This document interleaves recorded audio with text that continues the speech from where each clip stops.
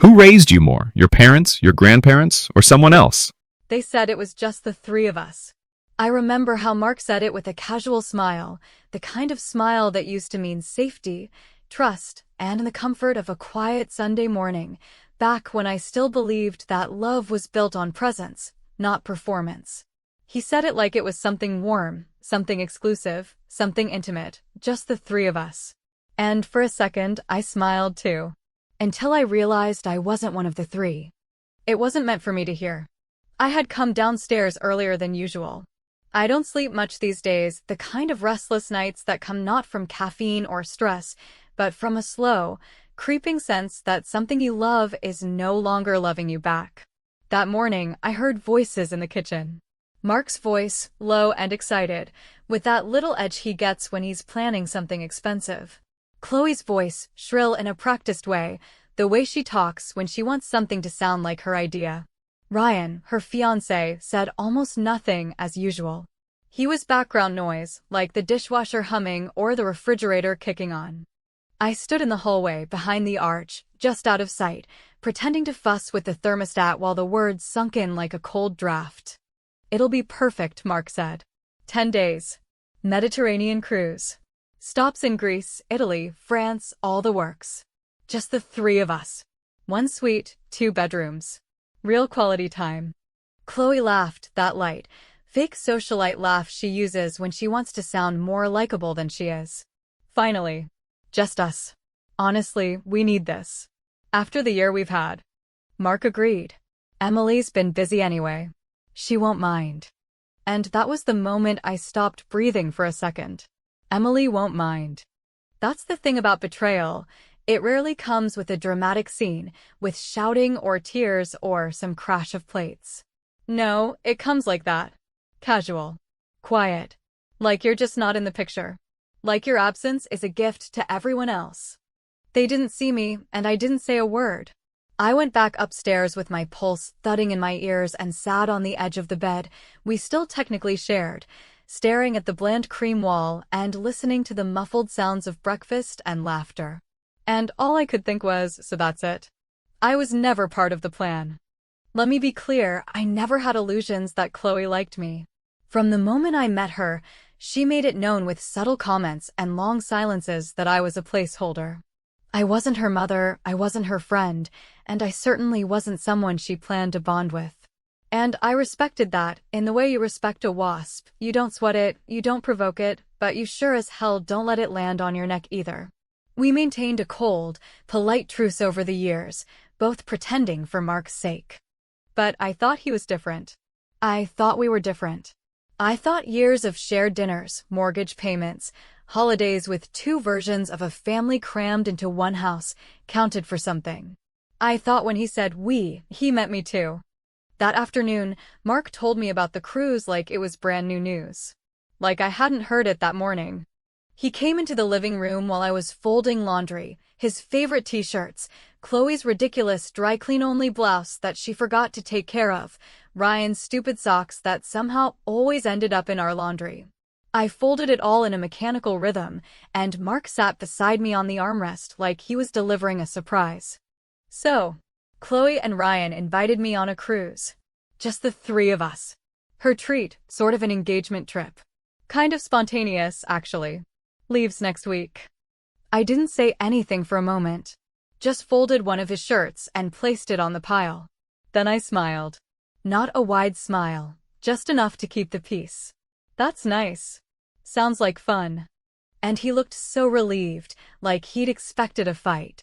I told her it might feel weird leaving you behind, but she really wanted it. And you've been so tired lately, I figured it might be a good time for you to recharge too. That's when I realized he'd already convinced himself this was okay. That leaving your partner out of a family vacation was somehow thoughtful. That emotional abandonment could be reframed as generosity. So I nodded again. It's fine, Mark. Really. And that was that. No argument. No discussion. Just another invisible bruise under the skin of our marriage. For the next few days, I went through the motions. I helped him pack. I made sure the cat had enough food for when the neighbors stopped by. I even gave him a list of things to pick up from the duty-free shop, a joke really. I didn't want anything. I just wanted to see if he'd pretend to remember. The morning they left, I took their photo on the porch. Chloe wore something expensive and effortless, her hand wrapped possessively around Mark's arm like she had finally reclaimed something she'd lost. Ryan just grinned like a golden retriever who didn't know what the hell was going on. They piled into the Uber and waved. And I waved back. Smiled again. Big and warm this time. The kind of smile that makes people think everything's okay, right before the tornado hits. They drove away, laughing, loud music spilling from the cracked window.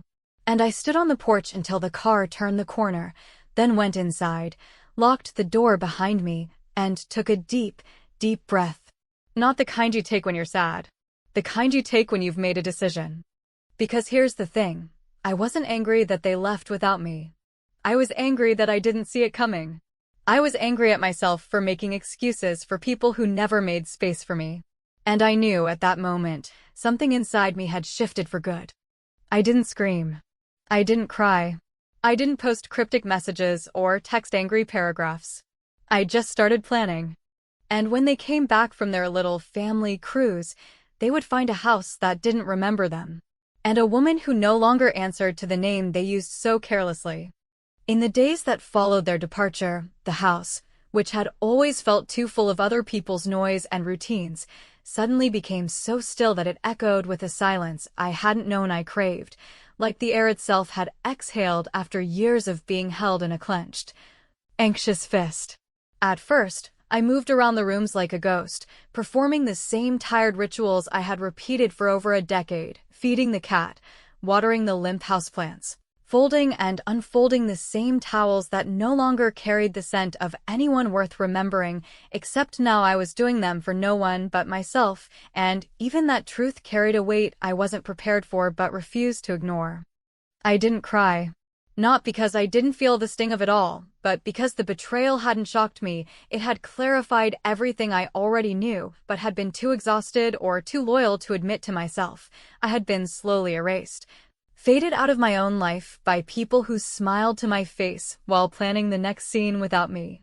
And once you realize that your presence is seen as optional in a place you considered home, you start to notice all the other ways you've been disappearing, not in grand gestures or cruel words, but in glances that pass over you like your furniture, in decisions made without your input, in birthdays half celebrated and questions answered with distracted nods. It was on the second day of their cruise, while sipping cold coffee on the back porch in the same faded robe I'd been wearing since they left, that I decided I would not wait for them to come back to explain themselves. Nor would I be standing there with fake understanding and some limp joke about how I hoped they brought me back a magnet from Santorini. No, this would be a different kind of return, a quiet reckoning. I started with the closet.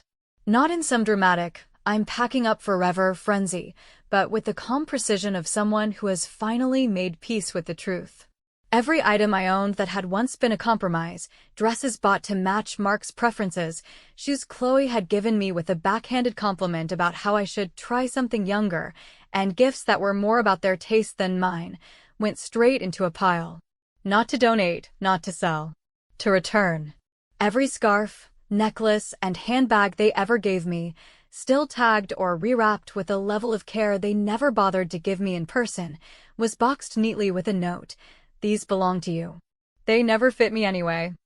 I rented a storage unit under my maiden name and began moving my real belongings there piece by piece, every night after dark, not because I was hiding, but because I didn't want a single question from a nosy neighbor or a well-meaning friend to make me hesitate. I wasn't running away. I was reclaiming space. Mental, emotional, physical. I wasn't just leaving a house, I was shedding a life I'd been propping up for too long with patience and politeness. The apartment I found wasn't much, 2 rooms, outdated kitchen tiles, and a view of a brick wall that somehow felt more honest than anything I'd been looking at for years. But when I turned the key and stepped inside, it was the first time in years that I felt like I was entering something that belonged to me. Not to a shared story I didn't write, not to a family structure where I was always expected to be grateful for crumbs of affection, but something raw and mine, unadorned and real. I changed my phone number the same day.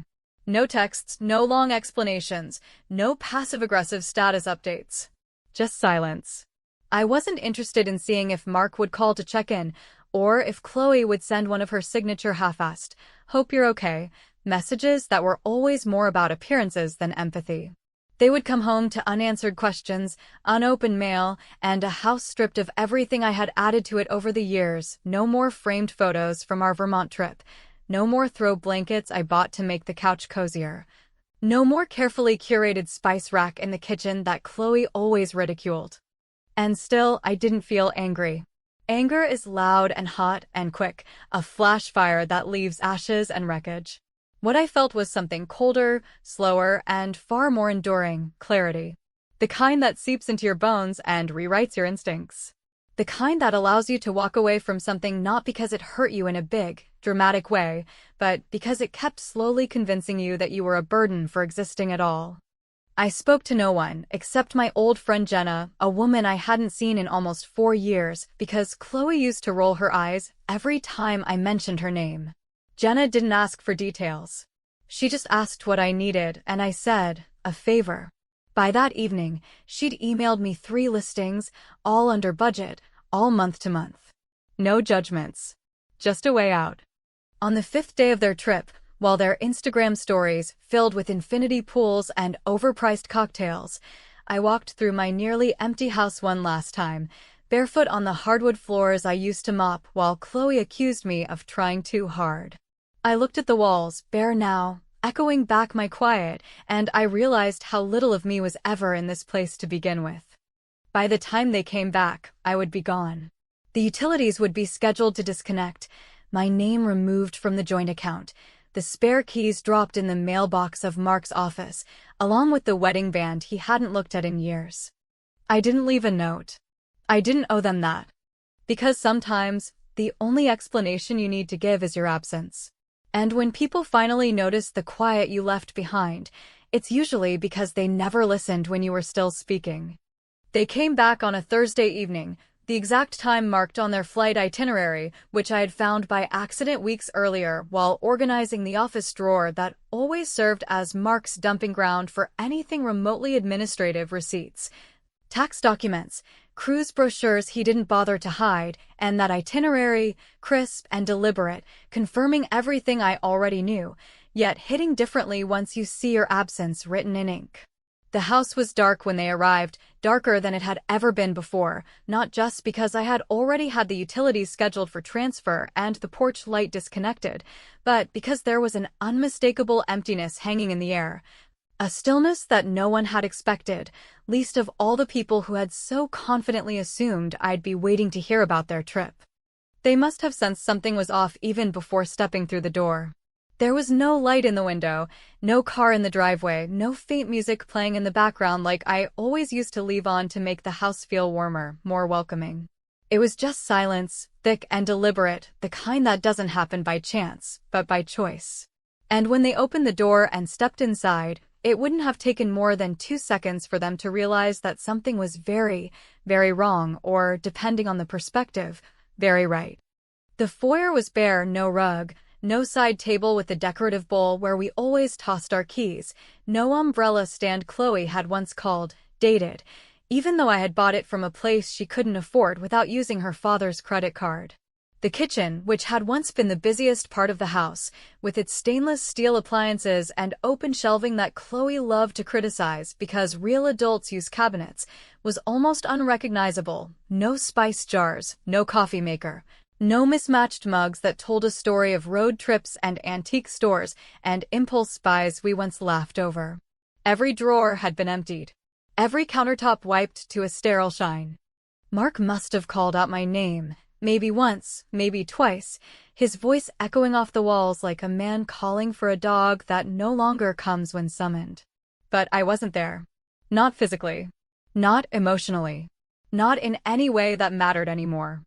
I imagine Chloe said something snide, something like, she's being dramatic, or she'll be back once she cools off, because people like her, people who spend their lives pretending they're the center of the universe, can't possibly grasp the idea that someone might leave them behind, not out of rage, not even out of pain, but out of resolve. She probably expected to find a passive-aggressive note on the counter or a suitcase by the door. Instead, she found absence. And absence, when it is thorough and final, is far more terrifying than confrontation. On the kitchen table, where I had once placed carefully folded napkins for family dinners that never really felt like family, I had left only two things: a stack of returned gifts, boxed and labeled in the exact same way they had been given, and a small, handwritten card that read simply, "Returned to sender." Unworn, unused, unneeded.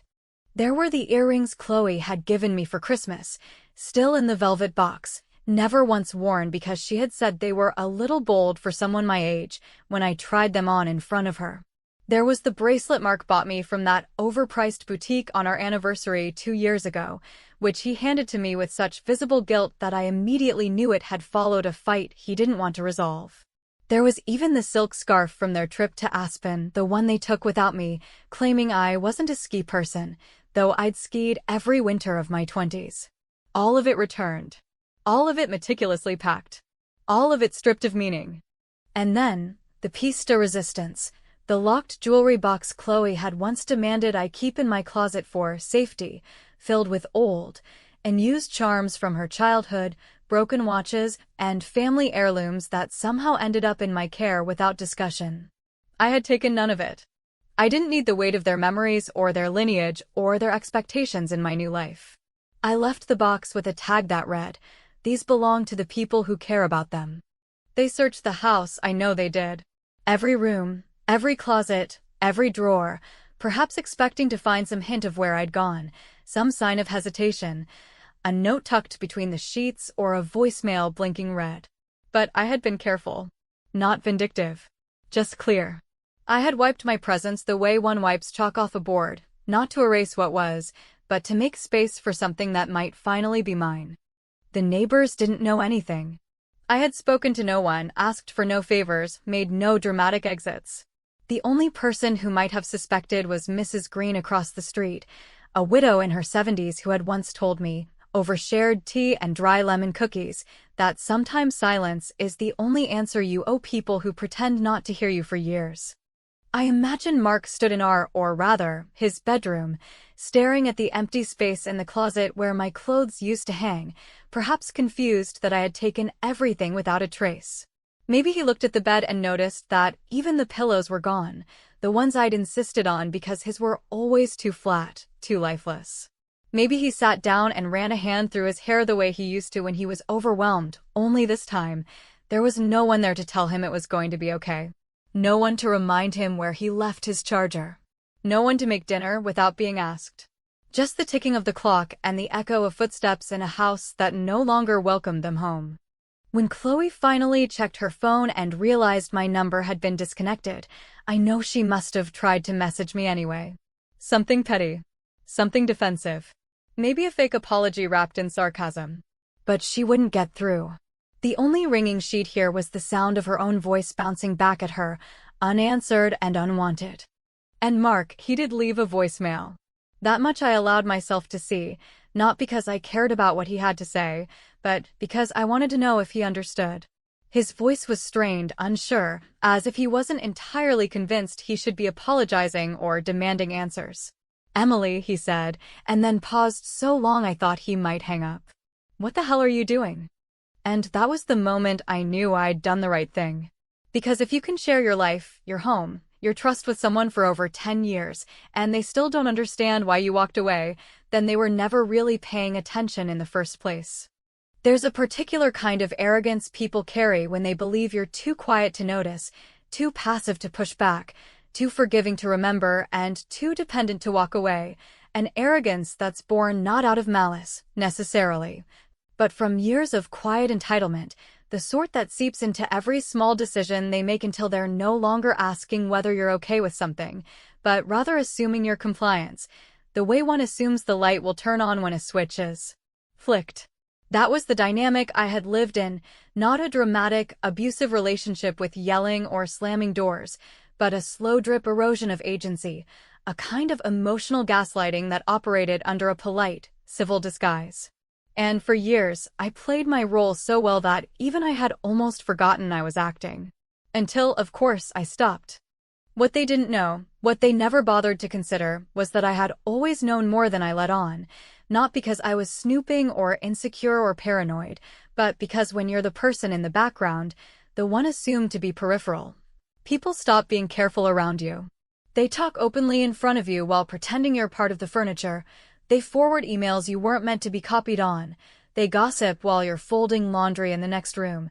They leave phones unlocked and calendars open and receipts scattered like breadcrumbs, forgetting that someone like me has eyes, ears, and a memory sharper than they gave credit for. And so it was that long before they left for their little cruise, long before Chloe grinned through filtered selfies on the deck of a ship I helped pay for without ever being told, I had already begun collecting. Not evidence in the legal sense, not damning proof to take to a courtroom or a lawyer's office, but pieces of a narrative, bits of conversation, screenshots of messages, bank statements, voice notes, Instagram captions edited and re-edit fragments that, when placed together with care, painted a story of how deeply I had been excluded, ridiculed, and manipulated behind closed doors by the very people who claimed to love me. I didn't compile all of this out of vengeance, not at first. At the beginning, it was more like journaling, a quiet way of making sense of the disconnect I felt, of validating the instincts I had tried for so long to suppress. But as the patterns revealed themselves, the messages from Chloe to Mark calling me her project, the passive digs about my appearance, the jokes made at my expense during dinners I cooked, it became clear that this was no misunderstanding. I wasn't paranoid. I was just inconvenient. I was in the way of something they wanted to return to, their original, unbothered unit of two. So when they came home and found their lives stripped bare of my presence, they also found something else. On the dining table, beside the box of returned gifts and heirlooms, was a thick, matte black envelope with their names written in silver ink, not because I'm dramatic, but because presentation matters when you're delivering something people never thought you had the courage to say. The envelope was sealed with a simple sticker that read, in handwriting they both knew too well, "Do not open unless you're ready for the truth." I imagined the way they stared at it, Chloe, impatient and defensive, probably wanting to rip it open just to mock whatever was inside, and Mark, hesitant, quiet, maybe afraid that what lay inside would confirm something he didn't want to believe. Maybe he thought it was a letter begging for understanding. Maybe he expected a breakdown in poetic prose, an emotional plea for love. Instead, they found an album.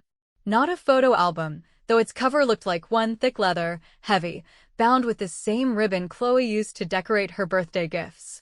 But inside were no photographs, no vacation snapshots or smiling memories. Inside were pages and pages of screenshots, emails, and printed text messages, arranged chronologically, documented with timestamps, color-coded and highlighted like the final project of someone who had spent a long, long time doing her homework. There were messages between Chloe and her friends, mocking me for my attempts at bonding, for my pathetic birthday dinners, for wearing a dress she thought was trying too hard. There were emails from Mark to his coworker explaining that he couldn't travel much because Chloe's engagement cruise came first, and the wife wouldn't be joining because she'd just get in the way.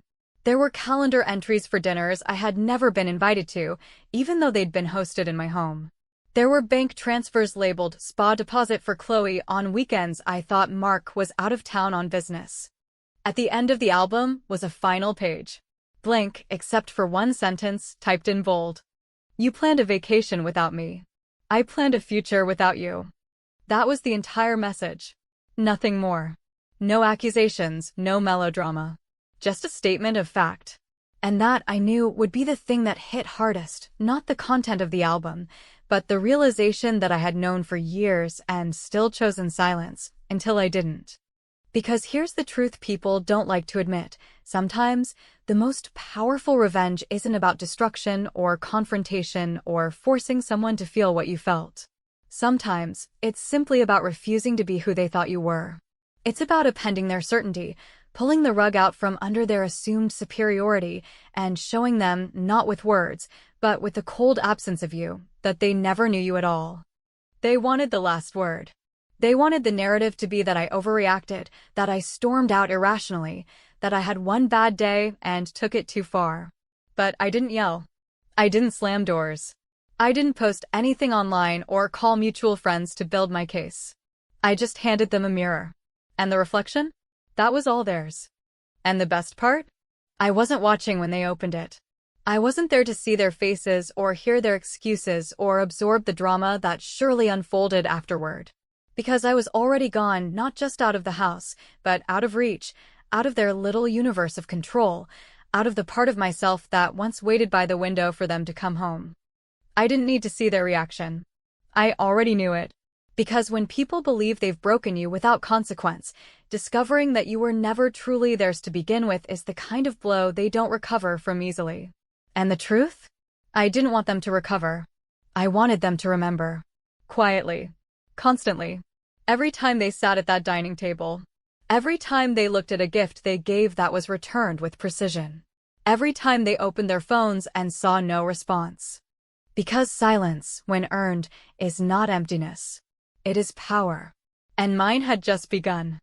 There's a moment, and I think most people, if they're honest, have felt it at least once, when you finally stop hoping they'll call, stop rehearsing what you'd say if they did, stop checking the door just in case they somehow show up with regret painted on their face and a sudden desire to understand. It doesn't happen all at once, this release, this unraveling of expectation. It creeps in slowly, disguising itself at first as numbness or fatigue, until one quiet morning in a place that's entirely yours, you realize that the version of you who once waited for their attention has simply ceased to exist. And that's where I was, not vindicated, not triumphant, not even especially bitter, just done. The apartment I had moved into wasn't impressive by any traditional metric, but it had a kind of sacred blankness to it that I found comforting in ways I hadn't expected, bare walls waiting to be filled only with things I chose. Windows that looked out over nothing remarkable but reminded me I had a view that was mine alone, a kitchen too small for more than one person, which suited me perfectly because I no longer had to cook around anyone else's preferences or dietary phases. The air smelled like fresh paint and potential, and the quiet was pure, not the strained silence of avoidance or disappointment, but the calm of peace finally earned. The first few days, I kept my phone off more than on, not because I was hiding, but because I was detoxing, peeling back the layers of noise that had accumulated in my life like dust on old furniture, messages filled with subtext, calls that carried obligation instead of joy, group chats I was only ever half included in. And once I started deleting, I couldn't stop. Chloe's saved photos? Gone. Mark's voicemails? Deleted. The calendar invites for anniversaries and family dinners I was never the center of? Erased with a kind of deliberate gentleness, the way you wash off something that once mattered but now only stains. But what lingered, what still hovered even in the silence, was the weight of a truth I had carried for a long time, a final card left unplayed, not because I hadn't had the opportunity, but because I wasn't sure if telling it would free me or trap me in another layer of drama I didn't want to sink into. And yet, it sat there in the back of my mind like an unopened letter, the knowledge that there was one thing Chloe had begged me not to tell Mark, years ago, when our détente was still fresh and she was still pretending to try. It had happened 3 years prior, on a rainy Tuesday when Mark had been out of town and Chloe had come over for dinner, unannounced and uninvited, claiming to be in the neighborhood, though we both knew she had orchestrated it for some reason I couldn't yet see. We made awkward small talk over pasta and wine, and just when I thought she'd leave, she had sat down on the edge of the couch, looking smaller than I had ever seen her, her hands clenched so tightly around the stem of her glass that I was sure it would snap.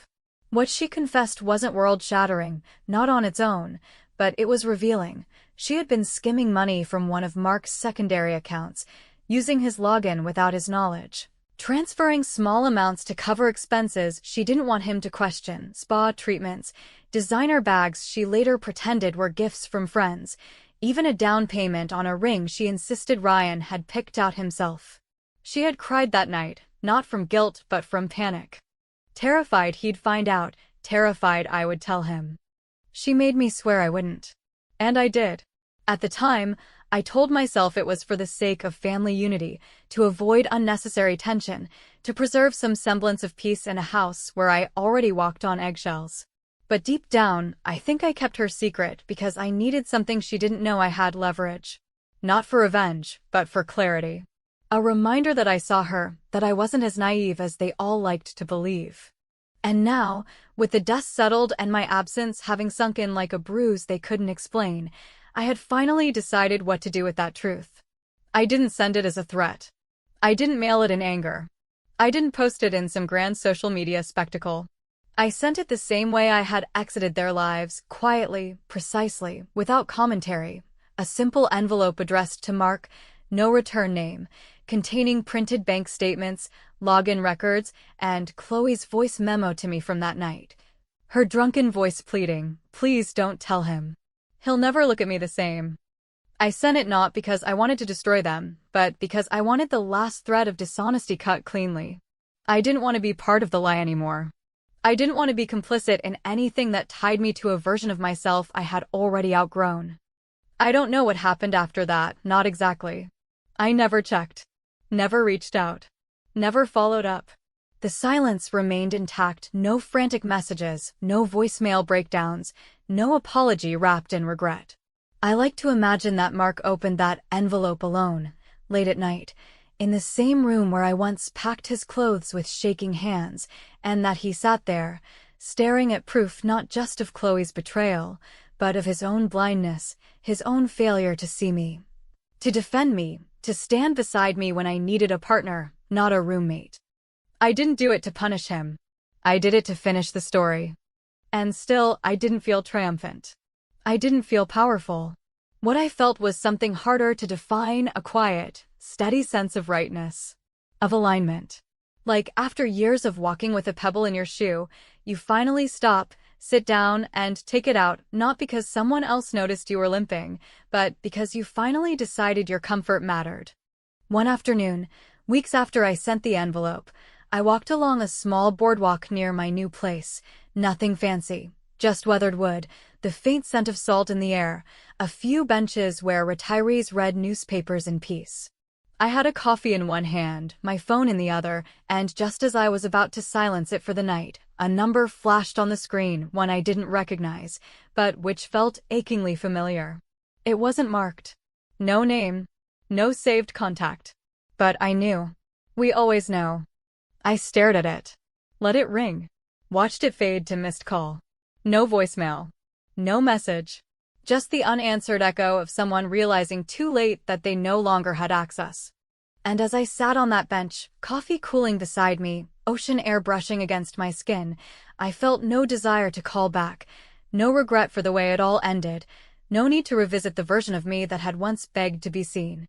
I was no longer part of their story, and more importantly, they were no longer part of mine. Because the most important thing, the thing they never asked, the thing they never even thought to wonder, was whether I wanted to come back. Whether I missed them. Whether I missed me when I was with them. They never asked. And now they never would. And that, in the end, was the answer.